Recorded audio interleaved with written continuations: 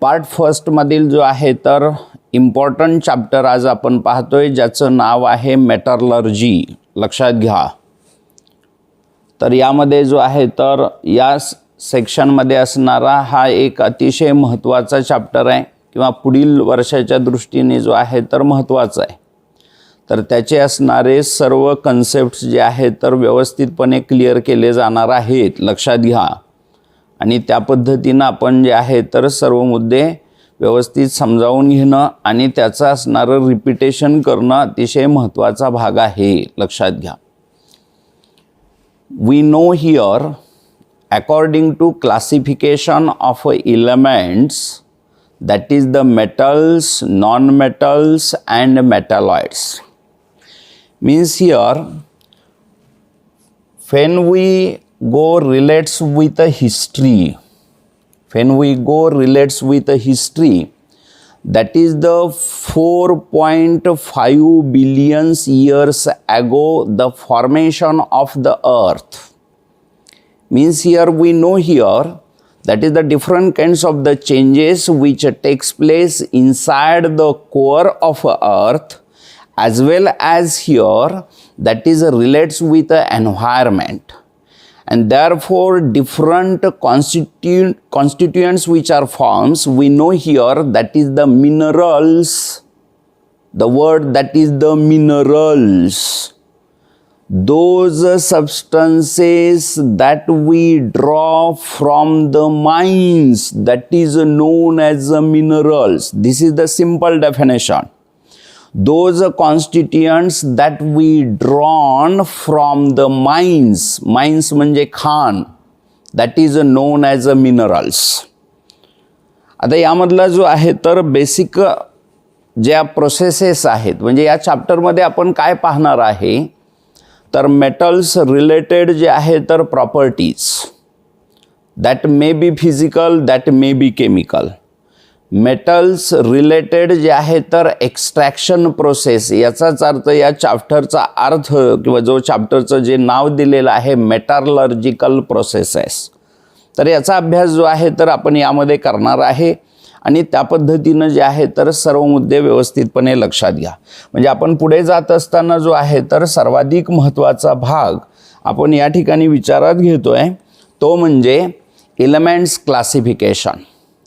If we consider that is the matter, means metals are also matter. If we consider that is the matters, we studied here that is the matters in a different forms. वेगवेगळ्या फॉर्म्समध्ये आपण मॅटरचा अभ्यास केलेला आहे. जर आपण 8th standard 9th standard relates with this that is the classification of matter, जर याचा आपण अभ्यास केला तर कोण मला सांगतंय की मॅटर्सचे जे आहे तर कोणकोणते पार्ट्स आपण अभ्यासले. Yes, according to their states we studied here that is the solid, liquid and gaseous. But these matters that is classified on the basis of that is the different forms. अजून कशाचा अभ्यास केला? Yes, very good. Compounds. We studied here that is the compounds. We studied that is the 9th standard. त्याचं सर्व classification आहे बाळांनो. Mixtures, homogeneous mixture, heterogeneous mixture, solution, suspension, colloidal solution. All these matters there, that is the properties that we studied in a previous, that is the standards. What is the definition of elements? Metal म्हणून आपण ज्याचा अभ्यास करणार आहे तर ते elements आहेत. कोण मला सांगू शकतंय what is the element? What is an element? Yes Sarika, yes बरोबर. Basic component of that is the matter that is known as a element. Then we studied here that is the classification relates with the elements. तुम्हाला माहीत आहे की element related classification जे आहे तर आपण अभ्यासलेलं आहे. Till known elements according to periodic table आपल्याला हा चॅप्टर होता. बोला आहे, अभ्यासलेला आहे. This is the MCQs. How many elements that is present in a periodic table? Yes, 118 that elements which are present in a periodic table. These elements that is classified into 3 groups. कोणत्या ग्रुप्समध्ये आहेत? आपल्या समोर आहे metals, non metals and metalloids. Then we studied here that is the important definition of that is the metalloids. कोण सांगणार आहे? What is the metalloids? Yes yes yes हां yes. Okay, those elements which that is the shows intermediate properties or both the properties of metals and non-metals, that is known as a metalloids. Give that is the some examples of metals.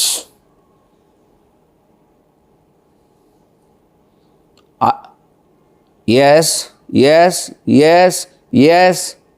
Okay. Give that is the few properties of non-metals. That is the examples.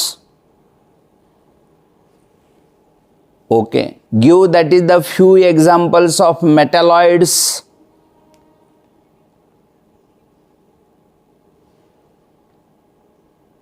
Okay, okay. These are the metalloids which are relates with आठवत असेल आपल्याला की zigzag line नावाचा भाग आपण पाहिलेला आहे. लक्षात घ्या, जरी ऑनलाईनमध्ये असेल तरी सुद्धा ते व्यवस्थितपणे नोट सांगितलेली होती. झिगझॅग लाईन कोणत्या ब्लॉकमध्ये? बरोबर, पी ब्लॉकमध्ये तिन्ही प्रकारचे एलिमेंट्स आहेत. त्यामधले जे आहे तर लेफ्ट हँड साईडचे कोणते आहेत? Metals. And and right hand साईडचे कोणते आहेत? Okay. And at the border line of this that is the okay okay.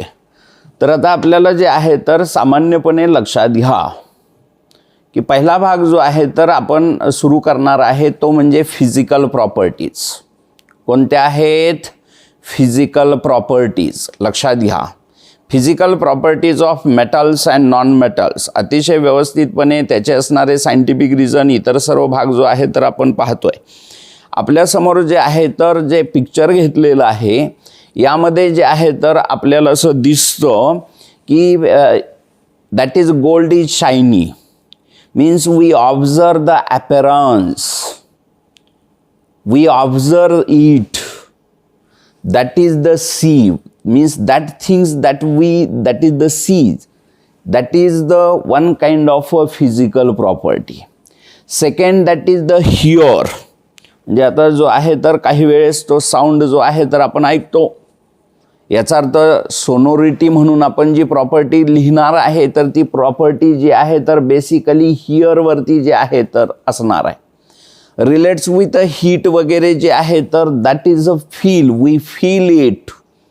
We receives with the help of the sense. लक्षात घ्या. Some that is the properties here we measures. लक्षात घ्या, यामध्ये volume आहे, यामध्ये डेन्सिटी आहे. लक्षात घ्या, यामध्ये मास आहे. याचा अर्थ यामध्ये जे आहे तर ज्या फिजिकल प्रॉपर्टीज आहेत तर त्या मेजर केल्या जातात. लक्षात घ्या. त्याच्यानंतर some that is relates with a smell also. आता सर्वच प्रॉपर्टी इथं आपण जे आहे तर ॲप्लिकेबल करत नाही, परंतु ॲज अ स्टुडंट म्हणून आपल्याला जे आहे तर फिजिकल प्रॉपर्टी आणि त्याबद्दलची जी आहे तर ती माहिती असणं गरजेचं आहे. काही वेळेस जो आहे तर टच सेन्सेशन आहे. याचा अर्थ असा आहे, मी सिंपल असं सांगेन, physically as a physical body म्हणून जे सेन्स मॅक्झिमम आपण रिसीव्ज करतो तर ते जे आहे तर असणारे फिजिकल प्रॉपर्टीज आहेत. That we can measures.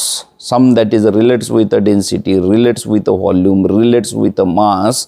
These that is the measures also. Means here these are the physical property. आणि मग या सर्व फिजिकल प्रॉपर्टी जी आहेत तर याचा आपल्याला या ठिकाणी जो आहे तर अभ्यास करायचा आहे. लक्षात घ्या. त्यानंतर जे आहे तर आता आपण जे आहे तर एक एक मुद्दा पाहत जाणार आहे. व्यवस्थितपणे लक्षात घ्या.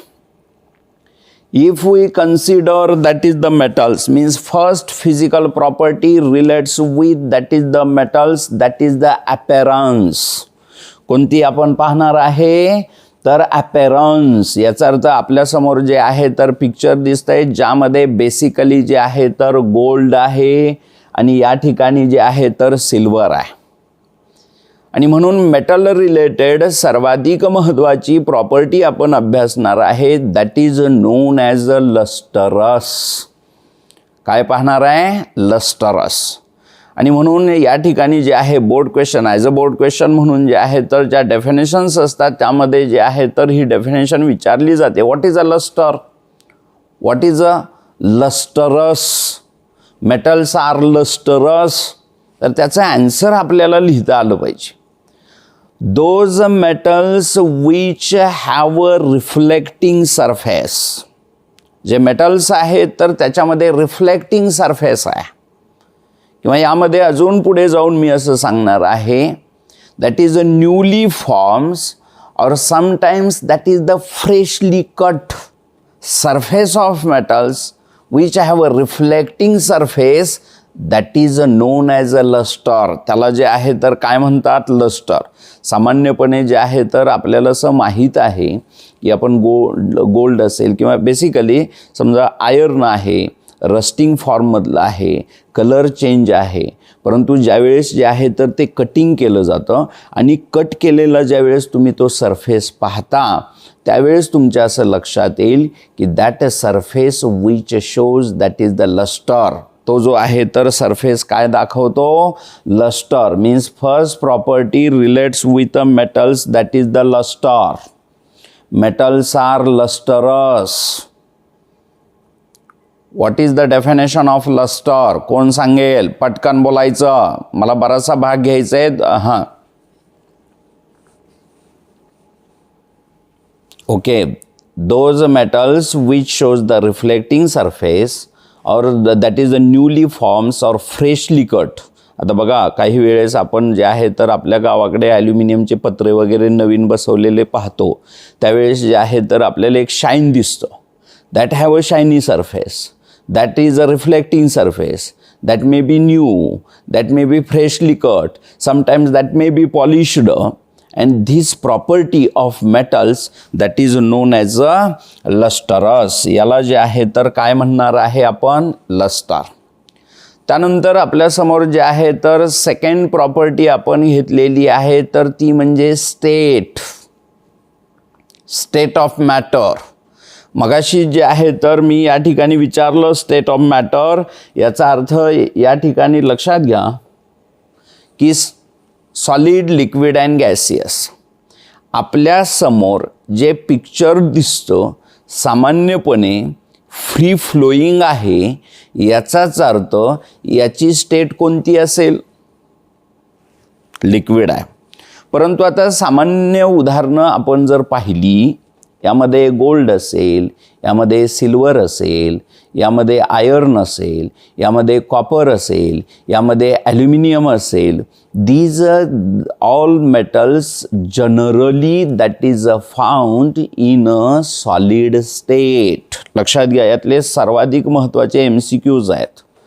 यामध्ये सर्वाधिक महत्त्वाचे जे आहे तर आपल्या माहितीसाठी जे आहे तर एक्सेप्शन्स आहेत जे आपल्याला या ठिकाणी तयार करायचे आहेत.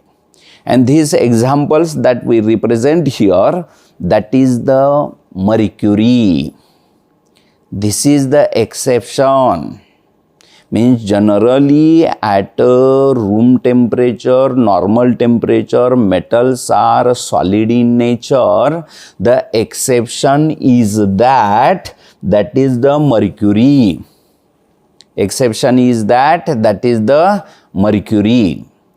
Second example is the gallium. दुसरं उदाहरण कोणतं आहे तर gallium. Means if we take that is the gallium on our palm, then with the help of our body temperature that is the melted. Means at a normal temperature basically metals are solid, liquid and gaseous forms. But here some exceptions, means mainly that is the solid in nature, but some exceptions that we observe here, that is the liquid form. आता सामान्यपणे समजा iron असेल ते जे आहे तर 2550 degree Celsius असेल तर त्याला ते फ्युमिंगमध्ये जाऊ शकतं. याचाच अर्थ असा आहे की त्या बेसिक टेम्परेचरवरती असतं. म्हणजे हे तीनही फॉर्ममध्ये असू शकतात. म्हणून आपण लिहित असताना अतिशय महत्त्वाचा मुद्दा काय आहे तर ॲट अ ऑर्डिनरी टेम्परेचर, त्याची स्टेट कोणती आहे हे सांगणं अतिशय महत्त्वाचं आहे. Okay, this is the second property relates with a metal. पहिली प्रॉपर्टी कोणती पाहिलेली आहे बोला? लस्टर. नेक्स्ट प्रॉपर्टी कोणती पाहिलेली आहे? Okay okay okay. आता यामध्ये जे आहे तर आपल्याला आता जे पिक्चर दिसतं आहे लक्षात घ्या, तर त्यामध्ये जे आहे तर वायरी फॉर्म दिसतं आहे. याचा अर्थ सर्वाधिक महत्त्वाची प्रॉपर्टी आपण पाहणार आहे तर थर्ड प्रॉपर्टी पाहतोय ती म्हणजे डक्टिलिटी. कोणती आहे? Ductility. Means here we can draw the wires from the metals. What is meant by ductility? We can draw the wires from the metal. This property that is known as a ductility. या प्रॉपर्टीला आपण काय म्हणणार आहे तर ductility. म्हणजे सामान्यपणे जे आहे तर तुम्ही कॉपरच्या वायर्स पाहिलेले आहेत. If this copper metal that we taken and with the help of the machines we make here that is the wires. This property that is known as a ductility. Means here aluminum wire we know, copper wires we know, then that is the larger forms that we observe relates with the iron also. Then next property is the malleability. त्यानंतरची property कोणती आहे तर malleability. Malleable याचा अर्थ लक्षात घ्या. When that is the metals hammered, then that is converted into thin sheet. जसं आता मी सांगितलं डक्टिलिटीचे definition, we can draw the wires from the metals in a such a way that when we hammer these metals, then that is converted into that is the thin sheet. This property that is known as a malleability. या प्रॉपर्टीला जे आहे तर आपण काय म्हणणार आहे तर मॅलिबिलिटी. लक्षात घ्या, तर तो महत्त्वाचा भाग आहे. आता ज्यावेळेस याचा जे आहे तर सायंटिफिक बेस येणार आहे तर आपण व्यवस्थितपणे लक्षात घ्या. Give a scientific reason metals are ductile and malleable. म्हणजे आता आम्ही ज्यावेळेस असा प्रश्न विचारणार आहे आणि म्हणून मी परवा सांगितलं की यावर्षी किंवा मागील वर्षापासूनचा जो आहे जरी कोरोना असेल आणि बदल असेल तर तो बदलच आहे सायन्ससाठी. That is the compulsory questions relates with scientific reason. Question number 2A हा सायंटिफिक रिझन रिलेटेड आहे. कंपल्सरी 3 सायंटिफिक रिझन जे आहे तर आपल्याला विचारले जाणार, त्यातले 2 कंपल्सरी आपल्याला अटेम्प्ट करायचे आहेत. याचाच अर्थ असा आहे की आपल्याला हे सर्व मुद्दे जे आहेत तर व्यवस्थितपणे लिहिता आले पाहिजे. आता या ठिकाणी metals are ductile and malleable. Why that is metals are ductile and malleable, तर त्याचं जे आहे तर आन्सर आता आपल्याला या ठिकाणी पाहायचं आहे. If we consider here that is the metallic wire. If we consider here that is the metallic wire, each and every that is the metals which is made up of with the help of, कोण सांगेल याचा answer? Each and every substance that is made up of with the help of, बरोबर, atom. Simple आहे. Each and every that is the form matter which is made up of with the help of that is the atoms. Means if we draw these atoms inside this, जर समजा यामध्ये असणारे जे आहे तर number of atoms जे आहे तर आपण यामध्ये ड्रॉ केले, लक्षात घ्या. आणि मग याची असणारी जी आहे तर वायर किंवा याची असणारी जी आहे तर थिन शीट बनते. याचा अर्थ काय आहे? If we consider this, if we apply force for that is the making the wire, we apply the force with the help of the hammer, then important property of atoms which are present inside the metals that clings with each other. हा scientific शब्द आला. that holds with each other with a greater force. म्हणजे काही वेळेस जे आहे मी असं सांगतो की लहान मूल जे आहे तर जसं घरच्यांचा हात धरून एखाद्या कार्यक्रमाला जाण्याचा हट्ट करतो आणि मग घरात राहणारे जे आहे तर तो हात सोडवण्याचा प्रयत्न करतात, कितीही जोर लावला आणि मग ते ओढण्याचा प्रयत्न करतात. हे चित्र जर आपल्या नजरेसमोर आणलं तर पुढे पप्पा आहेत, मम्मी आहेत, त्यांनी हात पकडलेला आहे, आजी म्हणते जाऊ नको आणि ते ओढत असतात. त्यावेळेस एक चेन तयार होते. that forms the chain, and chain of atoms, that is the wire. Cross chains of that is the atoms, that is the sheet. लक्षात घ्या. याचा अर्थ या ठिकाणी लक्षात घ्या की सामान्यपणे जे आहे तर अशा प्रकारे हॅमर केलं, याचा अर्थ हे जे आहे तर ॲटम थोडेसे जे आहे तर सेपरेट होण्याचा प्रयत्न करतात. या ठिकाणी हॅमर केल्यानंतर जे आहे तर that is goes away from this, but they holds with each other. They holds with each other after that is this applying force here, and finally here that is converted into sheet. याचाच अर्थ या ठिकाणी आपल्याला अशा प्रकारचा जो आहे तर अपीअरन्स दिसेल. याचाच अर्थ that is converted into sheet. लक्षात घ्या. तर अतिशय महत्त्वाच्या 2 डेफिनेशन्स आहेत आणि त्या रिलेटेड जे आहे तर सायंटिफिक रिझन आहे. कोण सांगेल what is meant by ductility? What is meant by ductility? बघा, what is meant by ductility? Ductility म्हणजे काय? हां, yes, okay, we can draw the wires from the metals, that is known as a ductility. What is meant by the malleability?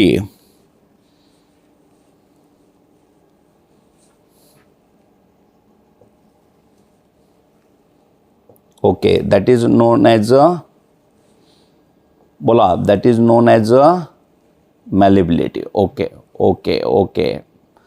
तर यामध्ये आतापर्यंत आपण अभ्यासलेल्या properties कोणकोणत्या आहेत? बोला.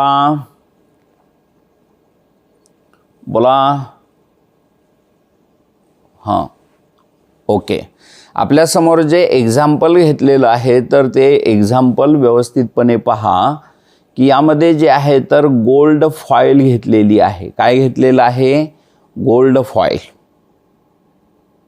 मुद्दाम म्हणून एक्झाम्पल सांगतो. गोल्ड फॉईल आहे. याचा अर्थ that can hold with the help of the forceps. किंवा आपल्याकडे जे आहे तर काही वेळेस सिल्वर फॉईल वगैरे आपल्याला पाहायला मिळतात, ॲल्युमिनियम फॉईल वगैरे पाहायला मिळतात. परंतु मला जे एक्झाम्पल सांगायचं आहे ते एक्झाम्पल असं आहे, gold is the highly ductile and highly malleable that is the metal. This is the important example. Gold is the highly ductile and highly malleable, that is the metals. लक्षात घ्या.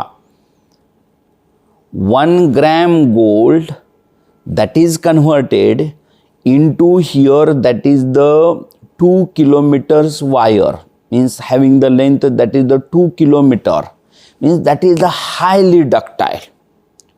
ते काय असणार आहे? Highly ductile. आणि gold foil that is means gold is converted into sheet और into foil that looks like a transparent. आणि म्हणून तुम्हाला 9th बेसवरती जे आहे तर आपण ॲटॉमिक स्ट्रक्चरचा अभ्यास करत असताना काय घेतलेलं होतं? Rutherford scattering experiment. आठवला पाहिजे, त्यावेळेस सांगितलेलं होतं. रुदरफोर्ड स्कॅटरिंग एक्सपेरिमेंट जो आहे याच्यामध्ये आपण काय घेतलेलं होतं? बरोबर. आणि त्याच्यावरती कशाचा मारा केलेला होता? कशाचा मारा केलेला होता? बोला बोला.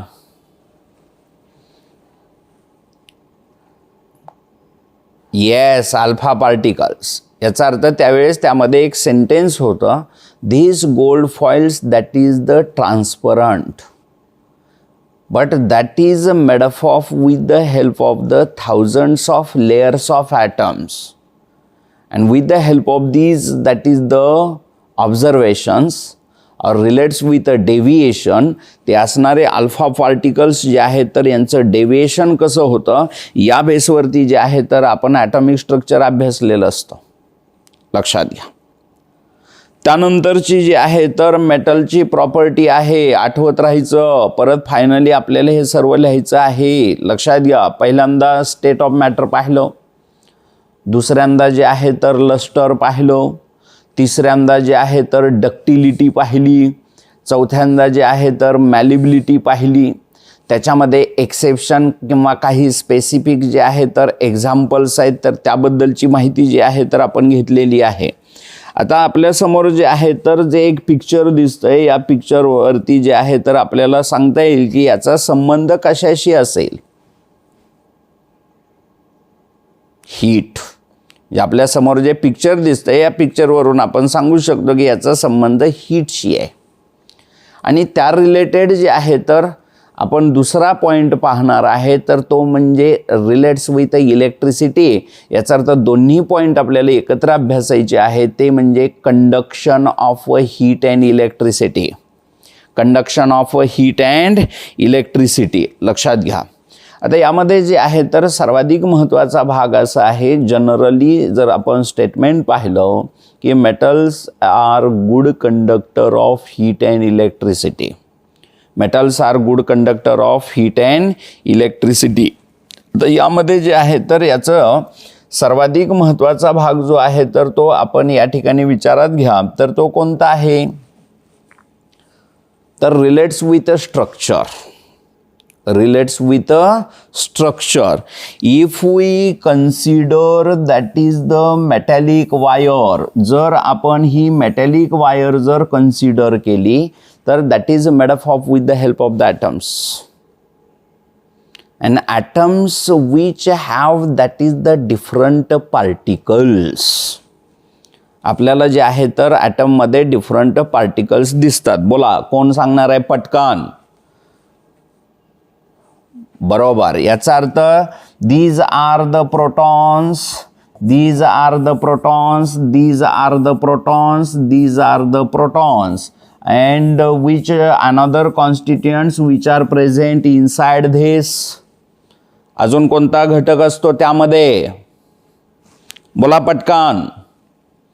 Neutrons means there are three particles. One is a proton, second is a neutron, which are present inside the nucleus. That is the positively charged. लक्षात घ्या. तर तो पॉझिटिव्हली चार्ज आहे. आता यामध्ये जे आहे तर आपण असं लक्षात घ्या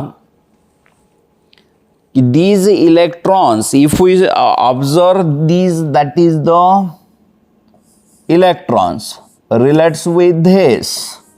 याचा अर्थ यामध्ये जे आहे तर हे electrons relates with this atomic structure जे आहे तर काय असणार आहेत? तर आउटसाइड असतील, ऑर्बिट्समध्ये असतील. लक्षात घ्या. आणि मग आता आपण जे आहे तर याच असणाऱ्या सेक्शनमध्ये इलेक्ट्रिसिटी चॅप्टर आहे, कंडक्शन आहे, 9th बेसला इलेक्ट्रिक करंट नावाचं चॅप्टर होता. हे सर्व पाहिलेलं आहे. What is meant by electric current? कोण सांगेल? What is mean? Yes, flow of electrons that is known as a electric current. Flow of electrons that is known as electric current. Means here, if we consider here these electrons that is moves inside this metal. When we apply the potential difference, When we apply the potential difference relates with this, means your positive and negative. लक्षात घ्या, this end becomes positive, this end becomes negative. Then we know here that is the electrons which moves from which end to which end. बघा, yes. Electrons that is moves from negative to positive, but conventionally we represent here that is the direction of electric current from that is the positive to negative. हे मी त्यावेळेस व्यवस्थित सांगितलेलं असतं. Electric सर्किटमध्ये आपण जे आहे तर जे प्रेझेंटेशन करतो आणि ॲक्च्युअल फ्लो जो आहे, ॲक्च्युअल लेवल जी आहे, तर त्यानुसार हा सर्व भाग आपल्याला लक्षात घ्यायचा आहे. आता मुद्दा असा आहे, if we apply these potential difference, then these electrons that is moves from negative end to the positive end relates with this only, that is the bonding or holding ability. ज्याचा आन्सर आपल्याला असं लिहायचं आहे, basically metals which have a maximum free electrons. That shows the free electrons. These electrons cannot be binded with the nucleus. If we apply the potential difference relates with this, then that is the moves inside this metallic wire, that is known as a conduction. That conduction that is relates with electricity. Means metals are good conductor of electricity. लक्षात घ्या, specific property, scientific reasons आहेत. Why that is metals are used for making that is the conducting wires. हा नंतर प्रश्न येणार आहे. मग त्यावेळेस जे आहे तर हे सर्व मुद्दे आपल्याला अप्लाय करायचे असतात, किंवा आपण जे आहे तर आतापर्यंत पाहिलेल्या सर्व जे आहे तर प्रॉपर्टीज यामध्ये जे आहे तर विचारात घ्यायचे आहेत. लक्षात घ्या, म्हणजे काय आहेत कंडक्टिंग वायर जे आहे तर आतापर्यंत अभ्यासलेल्या प्रॉपर्टीज वापरावे लागतील. Why that is metals are used for making the conducting wires. बघा शब्द, म्हणजे तुम्ही व्यवस्थित येस, म्हणजे तुम्ही व्यवस्थित ऐकता आणि व्यवस्थित अभ्यास करता आणि आपल्याला व्यवस्थित समजतं. एवढा वेळ जे आहे आपल्यासमोर तुम्ही पुस्तक घेऊन बसलेला असाल, तुमच्या लक्षात येत असेल की अजून मी फर्स्ट पेजवरती जवळपास जो आहे तर आता पाऊण तास होत आला, फर्स्ट पेजवरची 8 किंवा 10 वाक्य अजून आपली सुरू आहेत. याचा अर्थ त्या बेसवरती सर्व सांगतोय जे एक्झाम पॉईंट ऑफ व्ह्यू आहे, केवळ प्रॉपर्टी सांगत नाही. हे लक्षात घ्या. Why that is metals are used for making the conducting wire. यामध्ये जे आहे तर तुम्हाला 2 जे आहे तर फिजिकल प्रॉपर्टीचा अभ्यास करावा लागेल किंवा ते लिहाव्या लागतील. यामध्ये जे आहे तर पहिली फिजिकल प्रॉपर्टी तुम्हाला कोणती लिहावी लागणार आहे? Ductility. Metals are ductile. We can draw on the wires from the metals, and metals which shows that is the free electrons inside this, means if we apply the potential difference relates with this, then these free electrons that is moves relates with the different ends here, and that is the flow of electrons that is known as electric current, and therefore metals wires are used for making the conducting wire. तर हा भाग जो आहे तर आपण या ठिकाणी लक्षात घ्या. समजतंय का? समजतंय का? Metals are used for making the conducting wire. सामान्यपणे आपण वेगवेगळ्या प्रकारच्या अशा conducting wires, copper conducting wires, aluminium conducting wires, high tension conducting wires, या सर्व जे आहे तर आपण या ठिकाणी पाहिलेल्या असतील. तर त्याचा असणारा जो आहे तर बेस असा आहे. लक्षात घ्या. तर आपल्याला हे सर्व मुद्दे जे आहेत तर क्लिअर करायचे आहेत. समजलंय का सर्वांना? समजलंय का सर्वांना? अतिशय महत्त्वाचा भाग आहे. लक्षात घ्या. आणि त्या पद्धतीनं जे आहे तर आपल्याला हे सर्व मुद्दे लिहायचे आहेत. आता हे जे ॲक्टिव्हिटी आहे तर ही ॲक्टिव्हिटी आपल्याला दिलेली आहे. Relates with a conduction of heat. Relates with a conduction of heat. आता यामध्ये जे आहे तर लक्षात घ्या, this is the metallic wire, then we that is attach here, that is the bob of wax, लक्षात घ्या, and here clamp, stand, metal wire, etc. And if we heat, that is the another end.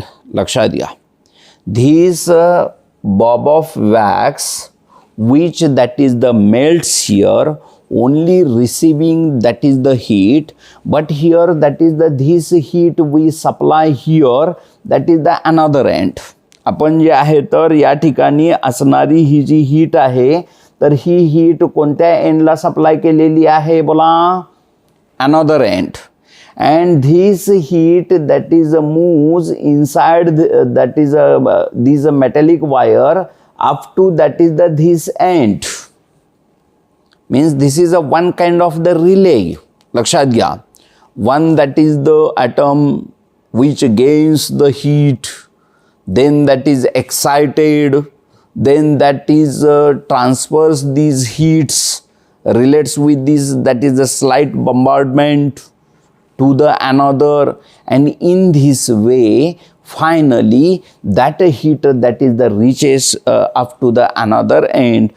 We say here that is the conduction of that is the heat, conduction of that is the heat. म्हणजे आपल्याला जे आहे तर याचं final statement तयार करायचं आहे, metals are good conductor of heat and electricity. काय लिहिणार आहे बोला, metals are good conductor of that is the heat and electricity. बोला, metals are good conductor of heat and electricity. लक्षात घ्या. त्याच्यानंतर जे आहे तर basically physical related, appearance related जी प्रॉपर्टी आहे तर ती आहे हार्डनेस. कोणती आहे, हार्डनेस. जनरली आपण सांगू शकतात, मी सांगायची आवश्यकता नाही. कोण सांगणार आहे, हार्डनेस रिलेटेड मेटलची प्रॉपर्टी काय असेल. बरोबर, मेटल्स आर हार्ड. आणि म्हणून एक्सेप्शन आपल्याला लक्षात ठेवायचे आहेत. If we observe that is the sodium and potassium. लक्षात घ्या, if we observe that is the sodium and potassium, these are the exceptional metals which is soft and that can be cut with the help of the knife. सामान्यपणे आपण बघा की जसं या ठिकाणी जे आहे तर आपण जे मऊ पदार्थ जे आहे किंवा फळे जी असतात, जसे आपण चाकूने कापतो, तसंच लॅबॉरेटरीमध्ये ज्या काही सोडियम टेस्ट असतात आणि मग जो नंतर केमिकल रिॲक्शनमध्ये त्याचं सायंटिफिक रिझन आपण पाहणार आहे, तर त्यामध्ये जे आहे तर हा मेटल केरोसिनमध्ये ठेवलेला असतो. That is the holds with the help of this and we cut with a knife, that is the some pieces and then we take that is the for the testing. याचा अर्थ तुम्हाला लक्षात ठेवायचं आहे. काय लक्षात ठेवणार आहे बोला, exception is the sodium and potassium. कोणत्या प्रॉपर्टीसाठी, metals are hard, metals are hard, but the exception that is here, bola, exception that is the sodium and potassium. These are the bola, these are the exceptions. हाँ, yes. त्यानंतर जे आहे तर सर्वाधिक महत्त्वाची property आहे melting point and boiling point. This is also a physical property. Melt होणे, boil होणे, state that is the conversion at a specific temperature. लक्षात घ्या. मेल्टिंग पॉईंटची काय डेफिनेशन सांगणार. What is melting point, what is boiling point. Yes, बरोबर. This is the temperature at which a solid state converted into a liquid state. This is the temperature at which a liquid state converted into its vapours और gaseous state, that is known as a boiling point. If we consider here, that is all metals which have that is the highest, means high melting point and boiling point. परत एकदा exception लक्षात घ्या, मगाशी जे example present केलेलं ते म्हणजे sodium and potassium. If we consider this picture that is relates with a tungsten element, this is the exceptional form. This element, that is the tungsten element. We know here that is the tungsten filaments that is used in a electric bulb. जो या ठिकाणी आपण 9th electric current related जे आहे तर as a device म्हणून हा सर्व भाग पाहिलेला आहे. And that have a highest melting point that is a 3422 degree Celsius किंवा जनरली 3400 डिग्री सेल्सिअस, काही ठिकाणी 3380 डिग्री सेल्सिअस, अशा पद्धतीचं जे आहे तर आपल्याला वेगवेगळे जे आहे तर त्याचे रेफरन्सेस दिले जातील. याचा अर्थ this is the highest that is the melting point and this is the specific example as a बोला ॲज अ कोणतं एक्झाम्पल आहे as a as a tungsten. कोणता आहे टंगस्टन, लक्षात घ्या. आता त्यानंतर जे आहे तर आपल्या समोर जे आहे तर जे पिक्चर आहे, काय दिसतं हे पिक्चर बघूया. काय आहे हे पिक्चर? येस, म्हणजे या पिक्चरला काय म्हणायचं आहे? This is the gongs, bells. This is the gongs and bells. सामान्यपणे मंदिरामध्ये असणाऱ्या घंटा असतील किंवा आपल्याकडे जे डोअर बेल्स असतील तर त्याच्यामध्ये जे गॉंग्स आहेत तर असणारे हे सर्व कोणत्या फॉर्ममध्ये आहेत तर मेटॅलिक फॉर्ममध्ये आहेत. कोणत्या फॉर्ममध्ये आहेत बोला? मेटॅलिक फॉर्ममध्ये आहेत. येस. आणि यावरून आपण या ठिकाणी याचा अभ्यास करू शकतो. आता this is known as a sonorous. This is known as a sonority. याला काय म्हणायचं आहे तर सोनोरिटी. आता यामध्ये जे आहे तर सर्वाधिक महत्त्वाचा भाग जो आहे तर आपण लक्षात घ्या.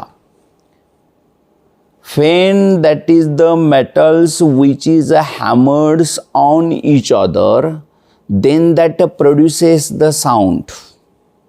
This property of metals that is known as a sonority. त्याला काय म्हणायचं आहे? सोनोरिटी. लक्षात घ्या. Metals are sonorous that produces the sound. Therefore, that is used for making the bells and the gongs. तर हे आपल्याला लिहिता आलं पाहिजे. आता परत माझा प्रश्न आहे, give a scientific reason why that is metals are used for making the bells and gongs. यामध्ये सुद्धा 2 फिजिकल प्रॉपर्टीचा वापर करायचा आहे. बघूया, चला पटकन सांगा. कोण सांगताय? लक्षात घ्या. कोण सांगणार आहे?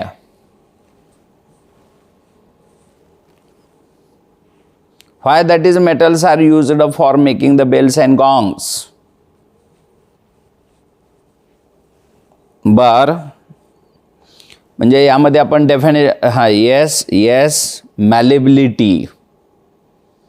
लक्षात घ्या. Means metals basically which are malleable, means that is hammers that is converted into sheet and we give here that is the desire shape to it. लक्षात घ्या, या पॉईंटचा वापर करायचा आहे. Metals are malleable. When metals are hammered, then that is converted into thin sheets here and that gives a desired shape. And second important property of metals, that is the sonority or sonorous, means these metals which is hammered on each other, then that produces that is the sound. And due to these 2 properties, metals are used for making the gongs and the bells.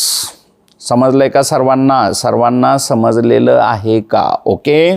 तर या ठिकाणी आपण जे आहे तर सर्व metallic property व्यवस्थितपणे अभ्यासल्या. लक्षात ठेवा.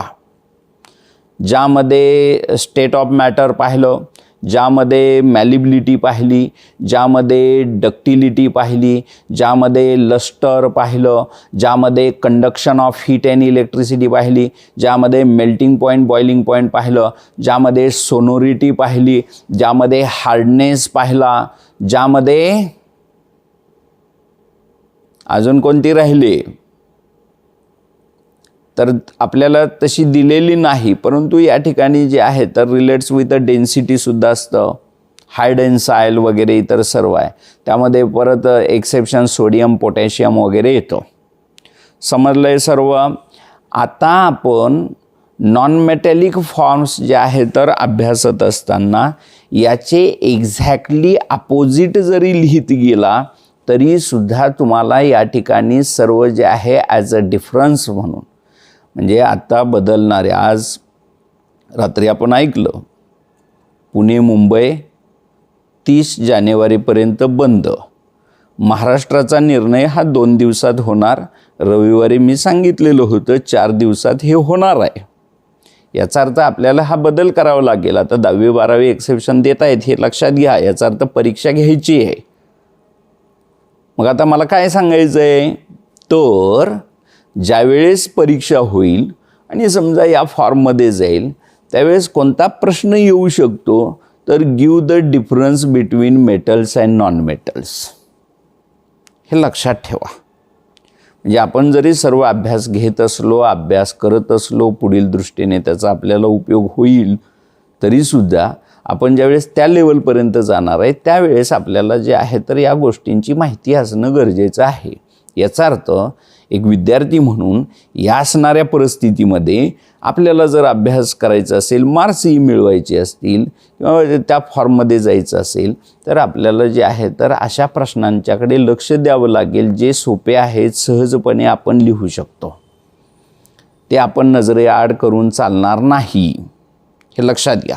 याचा अर्थ जे आहे तर तुम्हाला मेटल्स नॉन मेटलचा डिफरन्स महत्त्वाचा आहे.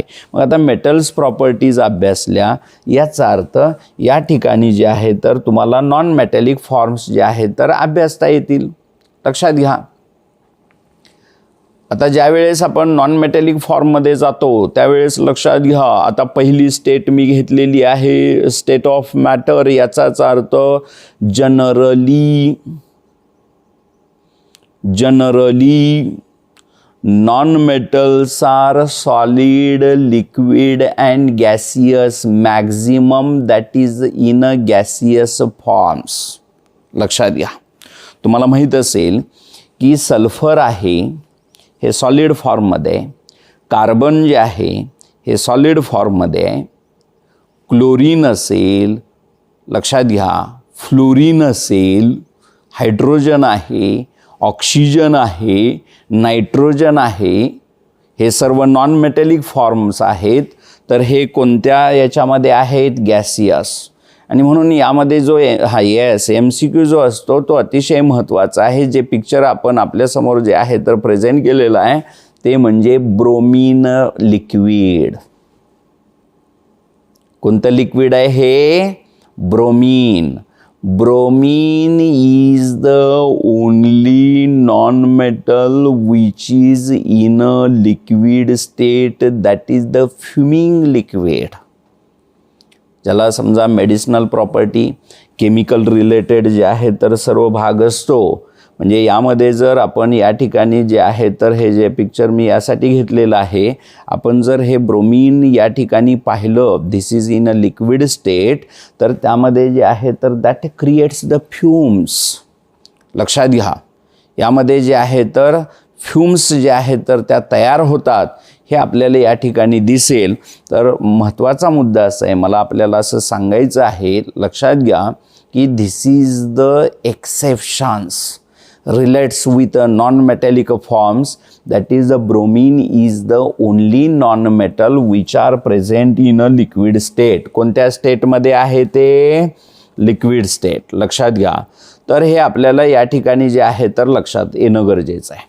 त्याच्यानंतर आपण जे आहे तर दुसरी प्रॉपर्टी पाहिली ते म्हणजे लस्टर. बघा मी त्याला कम्पेअर बरोबर त्या पद्धतीनं सिक्वेन्सली घेत निघालेलो आहे. दुसरी प्रॉपर्टी कोणती पाहिली आपण? लस्टर. आता या ठिकाणी जे आहे तर सर्व गॅसियस फॉर्म्स आहेत. समजा आता इथं आपल्यासमोर तुम्ही जिथं बसलेला असाल तर एअर कॉम्बिनेशन आहे, ऑक्सिजन आहे, नायट्रोजन आहे, त्यानंतर हायड्रोजन आहे. इतर हे सर्व काही मॉलिक्यूल असे आपल्याला जे आहे तर त्या लस्टरस फॉर्ममध्ये दिसत नाहीत. आपल्यासमोर जे एक्सेप्शन्स ठेवलेलं आहे तर ते एक्सेप्शन आहे ॲज अ आयोडीन. जे सामान्यपणे लॅबोरेटरीमध्ये आपल्याला आयोडीन जे आहे तर क्रिस्टल्स पाहता येतात, अशा स्वरूपाचे जे आहे तर आयोडीनचे क्रिस्टल्स आहेत. लक्षात घ्या, तर हे जर क्रिस्टल्स आपण या ठिकाणी पाहिले, आयोडीनचे crystals, if we take these iodines in your hand and when released, then this palm, that surface which shows that is the some shines or reflections, means this is the exceptions. Iodine crystals are the exceptions, relates with this. त्याच्यानंतर जे आहे तर second exceptions जे आहे तर आपल्याला माहीत आहे, लक्षात घ्या, की ज्यामध्ये ॲलोट्रॉपिक फॉर्म्स येतो. कोणता आहे ॲलोट्रॉपिक फॉर्म्स? आपल्याला पिक्चरवरून समजेल. Diamond. This is the allotropic form of carbon that is known as a diamond which shows that is the reflections, reflecting surface, that is the shine. This is the exceptions for the lustre, relates with non metals, relates with non metals. लक्षात घ्या, तर त्या पद्धतीचा भाग जो आहे तर आपल्याला यामध्ये माहीत असणं गरजेचं आहे. समजतंय का? याचा अर्थ आपण जे आहे तर हा ॲलोट्रॉपिक फॉर्म पाहतो की ज्याला लस्टर आहे, ज्याचे सरफेसेस असतात, कटिंग असतं, रिफ्लेक्टिंग सरफेस त्याचे बनवले जातात, and that shows the shines, and this is allotropic form of carbon that is known as a lustrous. याचा अर्थ नॉन मेटॅलिक फॉर्ममध्ये एक्सेप्शन म्हणून लस्टर रिलेटेड 2 एक्झाम्पल्स तुम्हाला माहीत पाहिजेत. कोणते? बोला, कोणते? Yes, iodine and the allotropic form of carbon that is known as a diamond. त्याच्यानंतर जे आहे आपल्याला नेक्स्ट प्रॉपर्टी जी आहे तर आपण पाहिलेली आहे तर ती कोणती आहे तर conduction of heat and electricity. Mainly आपण जे आहे तर या ठिकाणी इलेक्ट्रिसिटी रिलेटेड जे आहे तर एक्झाम्पल घेतलेलं आहे.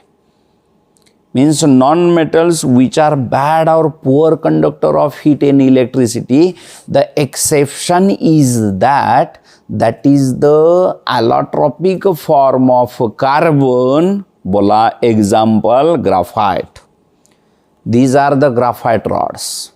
Basically these graphite rods mainly we studied here in a 8th standard, that is used in, that is the dry cell. हे dry cell आहेत. याचा अर्थ याच्यामध्ये पॉझिटिव्ह जे आपल्या समोर जे आहे तर ती झिंक केस आहे, त्याच्या आतमध्ये जो एक रॉड असतो, आपण सामान्यपणे हे ड्राय सेल फोडून पाहिल्यानंतर आतमध्ये जो रॉड असतो that is made up of with the help of the graphite.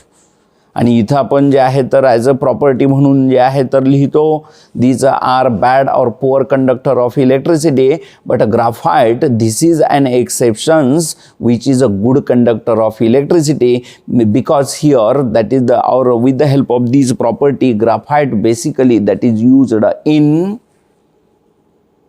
Different cells as a electrolyte. काय म्हणून? इलेक्ट्रोड्स. काय म्हणून वापरलं जाणार आहे ग्राफाईट? इलेक्ट्रोड्स. लक्षात घ्या, जे सामान्यपणे आपल्याला या ठिकाणी माहीत आहे. त्याच्यानंतर जे आहे तर आता आपल्याला पुढे जायचं आहे ते म्हणजे केमिकल प्रॉपर्टीज. लक्षात घ्या, सोनोरिटी नाही, डक्टिलिटी, मॅलिएबिलिटी नाही. समजा तुम्ही ग्राफाईटचा रॉड घेतला आणि तो जर हॅमर केला किंवा त्याला जर प्रेशर लावलं दॅट इज क्रश्ड. याचा अर्थ जर रिलेट्स विथ अ हार्डनेस लिहायचं असेल तर ब्रिटल. लक्षात घ्या, those things when we apply the force then that is crushed into here that is the powder that is known as this property is known as a brittleness. लक्षात घ्या, त्याचा चुरा होतो. तर हे जे आहे तर आपल्याला डिफरन्स लिहायचे आहेत. Metals are hard but non metals are soft लिहायचं नाही. काहींना जे आहे तर असं अंदाजे लिहायची सवय असते. Metals are hard and non metals are soft लिहितो, तर असं लिहायचं नाही. Metals are hard, non metals are brittle. If we apply the force on it then that is crushed into a powder. कळलंय का, समजलंय का सर्वांना? इथं याचा इंट्रोडक्टरी पार्ट जो फर्स्ट पेज आणि सेकंड पेजवरच्या काही सेंटेन्सवरती दिलेला आहे as a physical property, difference between metals and non metals असणाऱ्या सर्व प्रॉपर्टीज, त्या रिलेटेड असणाऱ्या सर्व डेफिनेशन्स, त्या रिलेटेड असणारे सर्व जे आहे तर सायंटिफिक रिझन्स, तर सगळे मुद्दे मी कवर केलेले आहेत, लक्षात घ्या. तर हे आपल्या दृष्टीने अतिशय महत्त्वाचं आहे आणि त्या पद्धतीनं आपल्याला या सर्व गोष्टी लिहिता आल्या पाहिजेत. आता आपण जे आहे तर सेकंड फॉर्ममध्ये जातो आहे, ते म्हणजे केमिकल प्रॉपर्टीज. आपल्यासमोर जे आहे तर केमिकल प्रॉपर्टीज मी घेतलेले आहेत. याचा अर्थ आपल्याला समजलं पाहिजे की केमिकल प्रॉपर्टीज काय आहेत. आता यामध्ये जे आहे तर पहिला भाग जो आहे तर ऑक्सिडेशन स्टेट. आता तुम्ही म्हणणार याचा संबंध आहे का? याचा संबंध आहे. ज्या वेळेस मेटल्सवरती आपण चार्ज तयार करतो, याचा अर्थ त्याचं असणारं ॲटॉमिक स्ट्रक्चर, त्याची असणारी आउटरमोस्ट ऑर्बिटची इलेक्ट्रॉनची संख्या, त्याची असणारी formation of a positive charge and negative charge जो आहे तर तो फॉर्म, हा म्हणजे ऑक्सिडेशन स्टेट आहे आणि त्या पद्धतीचा हा भाग आहे. त्याच्यानंतर जे आहे तर सेकंड पार्ट जो येतो तर तो केमिकल बॉन्डिंग. लक्षात घ्या, त्यामध्ये कोणतं नेचर आहे, इतर सर्व आहे. केमिकल्स रिलेटेड जे आहे ते एक बॉन्डिंग फॉर्म कोणता आहे तर तोही आपल्याला माहीत असणं गरजेचं आहे. आता हे तुम्हाला वेगळं आहे, कोऑर्डिनेशन नंबर हा नंतर पुढे येईल. त्याच्यानंतर हीट ऑफ कंबशन. लक्षात घ्या, याचा अर्थ या ठिकाणी जे आहे तर ज्या कंबशन रिॲक्शन्स असतात तर त्या रिलेटेड जो आहे तर आपल्याला त्याचा अभ्यास करायचा असतो. केमिकल्स आहेत, केमिकल प्रॉपर्टी रिलेटेड जे आहे तर त्याची टॉक्झिसिटी किती आहे तर ते पाहिलं जातं. फ्लॅमिबिलिटी किती आहे ते पाहिलं जातं. करोजिव्हिटी किती आहे, तो गंजतो कसा, काय आहे, त्याचं ऑक्सिडेशन कसं होतं, त्याचा रेट कसा असतो, या सर्वांचा जो आहे तर अभ्यास आहे. त्यानंतर रिॲक्टिव्हिटी आहे, याचा अर्थ वेगवेगळे फॉर्म्स असतात. मग ऑक्सिजन बरोबरची रिॲक्शन कशी आहे, वॉटर बरोबरची रिॲक्शन कशी आहे, ॲसिड बरोबरची रिॲक्शन कशी आहे, वेगवेगळे असणारे त्याचे मिनरल फॉर्म्स ॲसिडचे असतात, त्याचे कॉन्सन्ट्रेटेड कसं आहे, डायल्यूट कसं आहे, या सर्वांचा अभ्यास केमिकल कंपोजिशन रिलेटेड जो अभ्यास आहे तर तो म्हणजे chemical properties.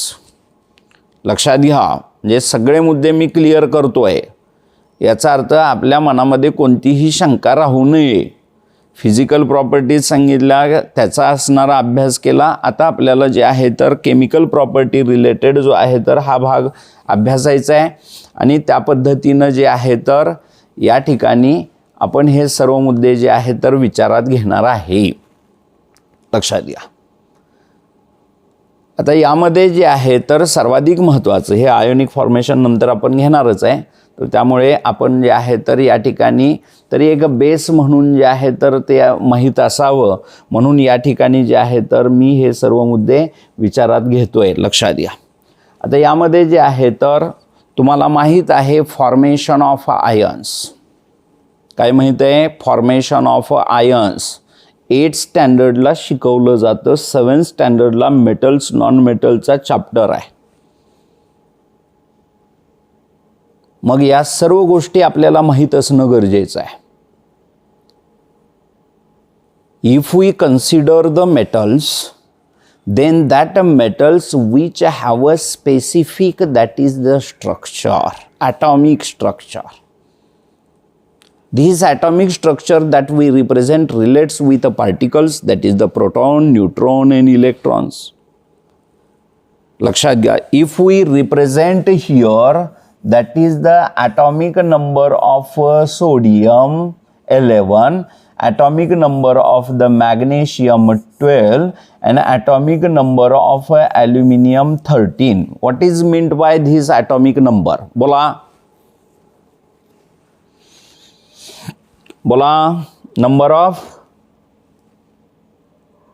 number of electrons. Okay, number of electrons.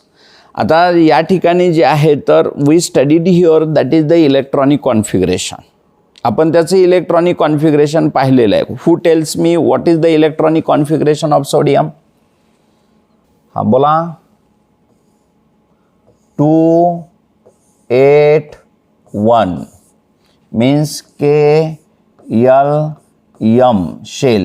M shell consists of sodium, that is the 1 electrons. Okay, then tells that is electronic configuration of magnesium 282. Very good.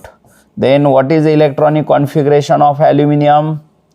283. Okay, when we observe this electronic configuration, then we that is this formation of ions which is based on the which rule? कोणत्या rule वरती हे सर्व formation आहे बघा? Yes, octet rule. This is based on the octet rule. कोणी सांगितलं मला octet rule? Yes, very good, Neha. That is the octet rule. What is octet rule? काय आहे ऑक्टेट रूल? म्हणजे आता यामध्ये हे सर्व, हां एक मिनिट इकडे लक्ष द्या. मी हे मुद्दे व्यवस्थित का घेतोय लक्षात घ्या की या चॅप्टरमधला एक अतिशय महत्त्वाचा पॉईंट पुढे येतोय लगेच, तो म्हणजे आयोनिक कंपाऊंड्स. तर त्या रिलेटेड हे सर्व जे आहे तर आपल्याला लिहायचं आहे, म्हणून हे सर्व बेसिकली माहीत असणं गरजेचं आहे. What is octet rule?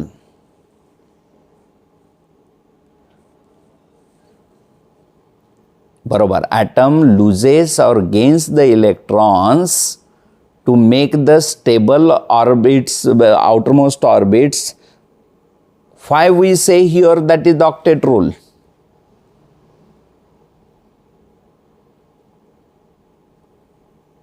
That is the 8 electrons in outermost orbit. Each and every atom's tendency to maintain or to gain that is 8 electrons. Duplet और ऑक्टेट असतो. फक्त हेलियम हे एक एलिमेंट आहे ज्यामध्ये डुप्लेट आहे. बाकी हायर ॲटॉमिक नंबर रिलेटेड जे आहे तर आपण ज्यावेळेस जातो त्यावेळेस ऑक्टेट रूल जो आहे तर अप्लाय करायला लागतो. याचाच अर्थ that makes here that is the stability with the help of this octet rule. लक्षात घ्या. मग आता इथं मुद्दा असा आहे, if we observe this electronic configuration, if that loses 1 electron then that makes its this shell outermost orbit, that is that contains 8 electrons. If that loses 2 electrons, then that makes here that is the octet relates with a second orbit. तर that loses 3 electrons. इथं दुसरी possibility आहे, that gains the 7 electrons, that gains the 6 electrons, that gains the 5 electrons, but that is impossible. आणि म्हणून outermost orbit electronic बेसवरती आपल्याला हे लिहायचं आहे. बोला काय लिहिणार आहे? This sodium loses, बोला, this sodium loses that is a 1 electron and then that forms Na plus. That forms the cation, that forms the positive ions. लक्षात घ्या. Here that is the magnesium loses how many electrons? 2 electrons, and that forms that is the magnesium plus plus ion. Here that is the aluminium loses here 3 electrons and that forms Al plus plus plus aluminium. लक्षात घ्या. This is the formation of ions on the basis of the octet rule. कोणत्या रूलवरती हे सर्व आहे? Octet rule. लक्षात घ्या. And basically these metals which forms that is the positively ions, these we say here that is the cations. The tendency of metals to lose electrons, therefore we say here that is the electropositive. आपण त्याला जे आहे तर काय म्हणणार आहे तर electropositive. काय म्हणणार आहे बोला? इलेक्ट्रोपॉझिटिव्ह. येस. आता जे आहे तर आपण या ठिकाणी जे आहे तर पहिली टेस्ट, केमिकल टेस्ट पाहणार आहे ते म्हणजे कंबशन. ते कोणतं आहे? कंबशन. महत्त्वाचे मुद्दे आहेत, व्यवस्थितपणे लक्षात घ्या, ज्या बेसवरती मी सायंटिफिक रिझन सांगणार आहे.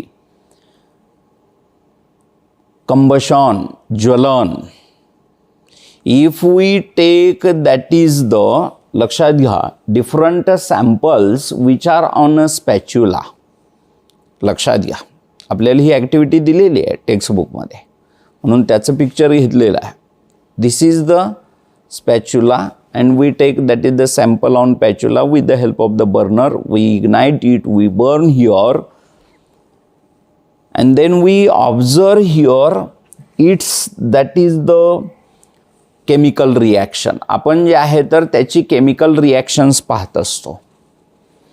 आता या ठिकाणी जे आहे तर कंबशन सपोर्टिंग गॅस कोणता आहे आपल्याला माहित आहे? हां, ऑक्सिजन. याचा अर्थ that forms the oxides. When metals that is the combines with oxygen and then that forms, that is the oxides. ते काय तयार करणार आहे तर oxides. and that oxides which forms the fumes that have a different colors. पुढे salt formation आहे तर त्या salt formation we take, that is the different samples of salt, आणि म्हणून याचं ऑब्झर्वेशन त्या ॲक्टिव्हिटीमध्ये करा असं म्हटलेलं आहे. याचा अर्थ या ठिकाणी लक्षात घ्या की ॲल्युमिनियम असेल, कॉपर असेल, लक्षात घ्या कॉपर ऑक्साईड असं ब्लॅकिश शेड येणार आहे. वेगवेगळे जे आहे तर झिंक असेल, लक्षात घ्या आयर्न असेल. याचा अर्थ असा आहे की different metals which forms that is the oxides and that have a different flames and that have a different colours. त्याला जे आहे तर या ठिकाणी डिफरंट कलर्स आहेत, लक्षात घ्या. If we observe all these, that is the reactions, we do this, that is the activity in a laboratory, then this activity that is the shows here these different metals which have, that is the different flame and it's, that is the different colors. तर हा जो आहे तर अतिशय महत्त्वाचा भाग आहे जो आपल्याला या ठिकाणी जे आहे तर अभ्यासायचा आहे. आता यामध्ये जे आहे आपण, आता इकडे लक्ष द्या, आता आपल्याला जे आहे तर रिॲक्शन्स लिहायचे आहेत. यासाठी पुढे त्यांनी पॉईंट दिलेला आहे तर तो मी आता पहिल्यांदा घेतोय कारण आपल्याला अभ्यास सिंपल करायचा आहे आणि म्हणून त्या पद्धतीनं जो आहे तर लक्षात घ्या. पॉईंट त्यांनी दिलेला आहे तर तो म्हणजे रिॲक्टिव्हिटी सेरीज ऑफ मेटल्स. बघा, रिॲक्टिव्हिटी series of metals. रिॲक्टिव्हिटी series of metals याबद्दलची आपल्याला आता या ठिकाणी माहिती घ्यायची आहे. आता या असणाऱ्या जे आहे तर शब्दांचा आधार घेऊन मी आन्सर सांगतोय, व्यवस्थितपणे लक्षात घ्या. Series means 1 by 1. Series means sequentially, असं आपण लक्षात घ्या. जशी आपली टेस्ट सिरीज असते, एक पेपर झाला की दुसरा, दुसरा झाला की तिसरा. जशी या ठिकाणी क्रिकेटमध्ये जे आहे तर कसोटी असतात किंवा वन डे सिरीज असते, याचा अर्थ एक झाले की दुसरं, दुसरं झाले की तिसरं, असा तो प्रकार असतो. आता यामध्ये जे आहे तर कोणाची सिरीज आहे बोला? मेटलची सिरीज आहे. आता मुद्दा असा आहे की यासाठी यूज झालेला जो क्रायटेरिया आहे तर तो क्रायटेरिया या ठिकाणी दिलेला आहे, तो त्या शब्दामध्येच आहे ना, त्याच्यासाठी काही वेगळा अभ्यास करावा लागणार नाही. कोणता क्रायटेरिया यूज केलेला आहे? रिॲक्टिव्हिटी. तो शब्द जसा आहे तसा वापरायचा आहे, रिॲक्टिव्हिटी. लक्षात घ्या, याचा अर्थ असा आहे when that is metals are arranged. लक्षात घ्या, शब्दावरून मी डेफिनेशन सांगतोय. when these metals are arranged according to their reactivity. आता sometimes these reactivity that is arranged according to decreasing order, or sometimes that we arrange these reactivity or its reactivity that is considered as a increasing order. मी या ठिकाणी असं म्हणणार आहे, if that is metals are arranged according to decreasing order of their reactivity then that forms the series. त्यानंतर ती एक series तयार होईल, सिक्वेन्स एक तयार होईल, that is known as a reactivity series of metals. 2 मार्क्ससाठीचा प्रश्न असतो, what is the reactivity series of metals. आणि म्हणून आता तुम्ही जर क्वेश्चन पेपर पाहत असाल किंवा ज्यावेळेस खरेच बोर्ड परीक्षा छान पद्धतीनं होते त्यावेळेस एक MCQ याच्यावरती असणार. All elements which are that is arranged in a jumbled forms and we have to write here that is the proper sequence of these, that is the reactivity series. लक्षात घ्या. आणि म्हणून या ठिकाणी जे आहे तर मी एक सिंपल फॉर्मॅट देत असतो, ज्या बेसवरती या सर्व रिॲक्शन लिहायचे असतात, ज्या बेसवरती रिॲक्टिव्हिटी सेरीज जी आहे तर लक्षात ठेवायची असते, ज्या बेसवरती त्याच्या रिॲक्शन नेचर जे आहे तर आपण लक्षात ठेवत असतो, तर त्यासाठी ही रिॲक्टिव्हिटी सेरीज आहे, आपल्याला समजेल अशा पद्धतीनं सांगतोय. पहिल्यांदा डेफिनेशन तर क्लिअर झाली. काय डेफिनेशन आहे बोला? This is the in this, that is metals are arranged according to decreasing order of their reactivity, then that forms the series that is known as a reactivity series of metals. त्याला काय म्हणतोय आपण? Reactivity series of metals. म्हणा बरोबर, कोण सांगतंय मला? What is reactivity series of metals? पटकन. हाँ yes हाँ yes सईद हाँ.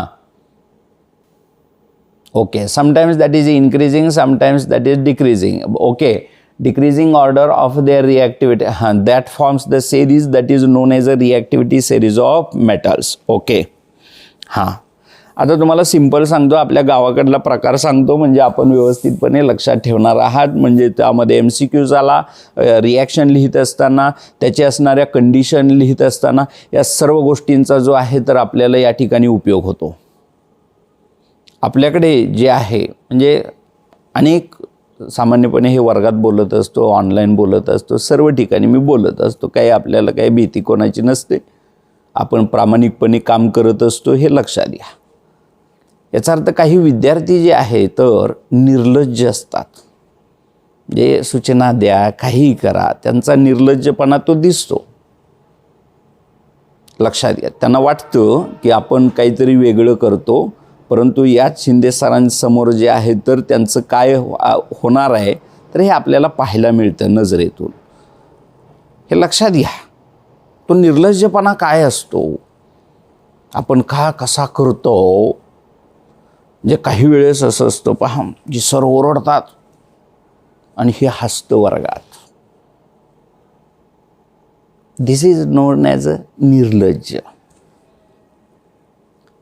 पालकांनी एवढ्या फी भरलेल्या असतात, लाखो रुपये, ज्या उद्देशासाठी भरलेले असतात त्या उद्देशाला फक्त काळं फासणार. म्हणजे आता मी जेवढं माझं निरीक्षण आहे तेवढं निरीक्षण करतोय. काही विद्यार्थी 7:45ला आलेत. लक्षात घ्या. याचा अर्थ असा आहे की हे जग फसवं आहे, फसवणारांचं आहे आणि फसणारांचं आहे, हे लक्षात घ्या. आणि तो कळस करायचा, निर्लज्जपणाचा कळस. आता तो कसा असतो?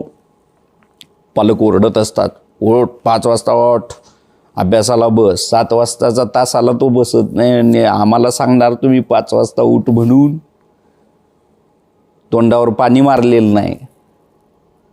याचा अर्थ असा आहे, एक विद्यार्थी म्हणून लक्षात ठेवा की पालक असे ओरडत असतात, म्हणतात बस अभ्यास कर, हे कर, ते कर. हे पुस्तकाचं घेतं, पुस्तकाच्या आडून हसतो. लक्षात घ्या. पुढला मुद्दा असा येतो की मग राग येतो ना, व्यक्तीला राग येतो, उठून अशी एक मारली जाते टपली, आपल्या गावाकडल्या भाषेमध्ये टपली मारली जाते. तर त्यामध्ये जे आहे तर त्याला सुद्धा त्यावेळेस असं पुस्तकाच्या आडून हसतं. किंवा काही लहान मुलं असतात गंमत म्हणून, पहा त्याला जर असं मारलं ना तर ते म्हणतो मला लागलोच नाही, अजून मारा, मला लागलोच नाही. हे जे म्हणणं आहे दिस इज नोन ॲज अ निर्लज्जपणा. एखाद्याला कदाचित वाईट शब्द वाटेल, परंतु हा असा सॉफिस्टिकेटेड शब्द समजावून दिला की असं जे म्हणणं असतं ते निर्लज्ज. फटका मारल्यानंतर मारा मारा, मला नाही लागत, अशी लहान मुलं काही म्हणत असतात आणि हसत असतात. तर तसाच एक विद्यार्थी आहे असं समजा.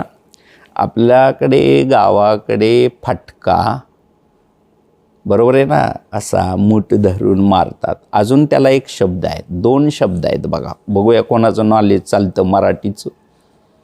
असं मारणं त्याला काय म्हणतात बघूया. एवढे शब्द तुम्हाला माहीत आहेत. गुच्ची म्हणतात. बरं, एक अजून दणका मारेन म्हणतात का नाही, दणका.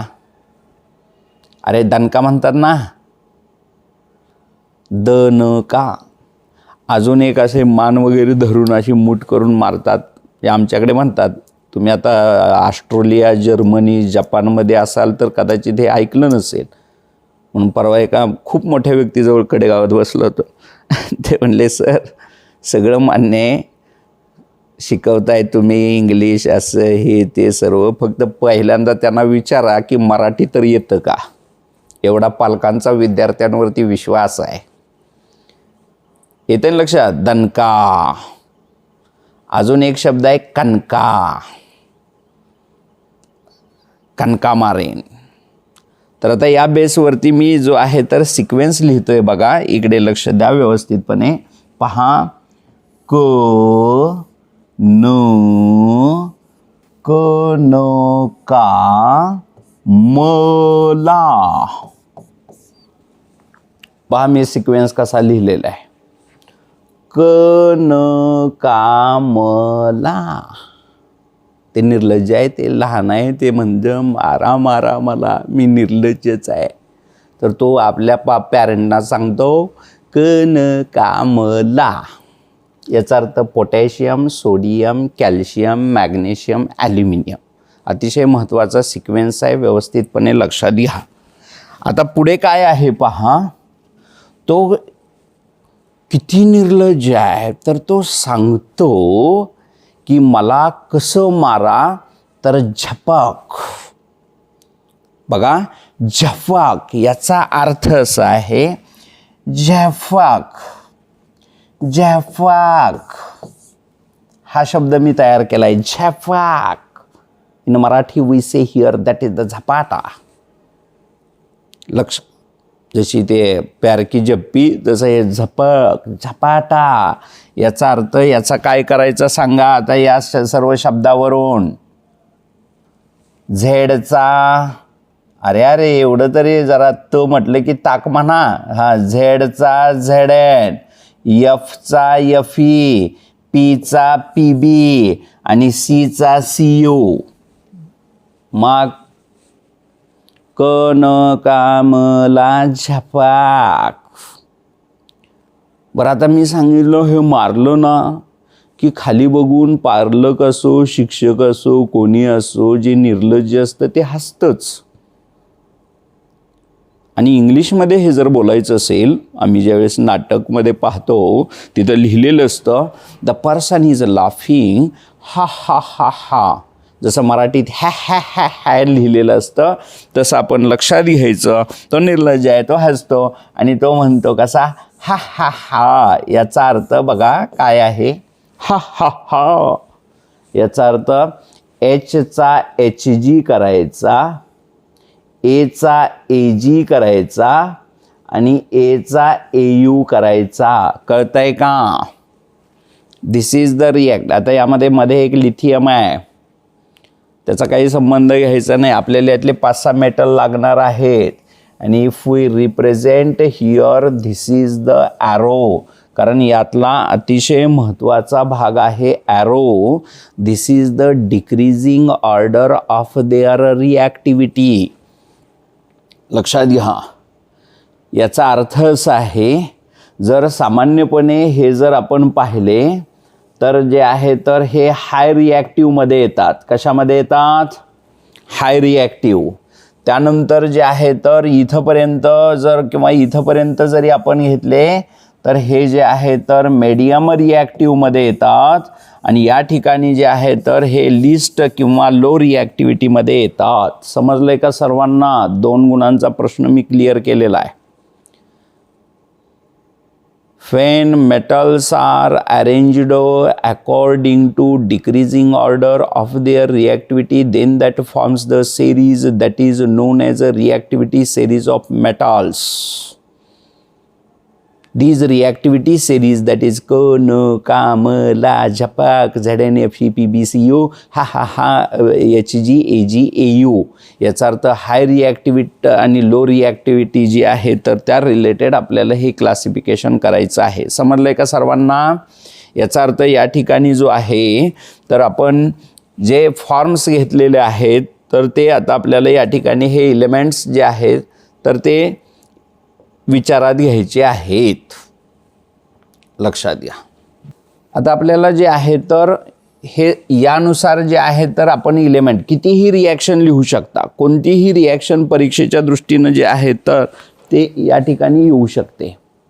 समजतंय? म्हणून हा मुद्दा मी व्यवस्थितपणे शिकवलेला आहे. कंबशन. आता मी त्या सिक्वेन्सनुसार घेतोय बघा. सोडियम घेतोय, पोटॅशियम घेतोय, कॅल्शियम घेतोय, मॅग्नेशियम घेतोय, ॲल्युमिनियम घेतोय. लक्षात घ्या. These are the elements according to their reactivity series. Fe घेतोय. लक्षात घ्या.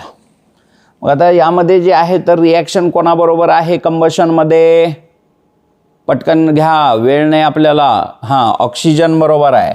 याचा अर्थ plus O2 plus O2 plus O2 plus O2 plus O2 plus O2. समजलं का? गोटू. लक्षात घ्या, एवढा सोपा भाग आहे. एलिमेंट सेरीज आहे आणि त्यानंतर फक्त ऑक्सिजन. म्हणजे आम्ही एक रिॲक्शन बघतो मग पाटी घेऊन बसतो मग आम्हाला घाम येतो, तर असं नाही. त्याचे काही फॉर्मॅट्स आहेत. व्यवस्थितपणे लक्षात घ्या. ज्यांना अभ्यास व्यवस्थितपणे तयार करायचा आहे त्यासाठी तर हे सर्व आहे. आता तुम्ही मला सांगा की करस्पॉन्डिंग जर व्हॅलन्सी तुम्हाला माहीत असतील तर या ठिकाणी जे आहे तर याच्या तुम्ही रिॲक्शन जे आहे तर त्याचे असणारे प्रॉडक्ट्स जे आहे तर ते लिहू शकता. कारण प्रॉडक्ट्स क्लिअर पाहिजेत. अकॉर्डिंग टू व्हॅलन्सी त्याचे फॉर्म्युले करेक्ट पाहिजेत. काय आहे सोडियम ऑक्साईडचा फॉर्म्युला, काय आहे पोटॅशियम ऑक्साईडचा फॉर्म्युला, काय आहे कॅल्शियम ऑक्साईडचा फॉर्म्युला. आणि आम्ही स्वतःला हुशार समजतो. आम्ही इतरांपेक्षा खूप, म्हणजे मला त्या गोष्टीचा राग येतो की माझ्यासमोर बसलेले एवढे 60-70 समजा आता जॉईन असतील आणि त्यांच्या तोंडातून शब्द बाहेर येत नाही आणि आम्हाला येऊन ऑफिसमध्ये तत्त्वज्ञान शिकवतात. हे लक्षात घ्या. आणि हे मी ऑफिसमध्ये बोलणार, वर्गात बोलणार, ऑनलाईनला बोलणार आणि बाजूला पालक असतील तरी बोलणार. हे लक्षात ठेवा.